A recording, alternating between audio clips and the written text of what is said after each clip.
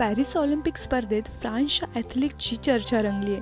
त्याने पदक जिंकलं नाही, मात्र 2 कोटीची ऑफर मिळवली. अँथनी यांनी पोल वॉल्ट स्पर्धेत भाग घेतला होता. या स्पर्धेत अँथनीने घेतलेली उडी प्रायव्हेट पार्टमुळे फसली आणि क्रॉसबार उडाला. 5 मीटर उंच उडी मारण्याचा प्रयत्न केला. शेवटच्या क्षणाला क्रॉसबारला प्रायव्हेट पार्ट लागला आणि तो स्पर्धेच्या बाहेर झाला.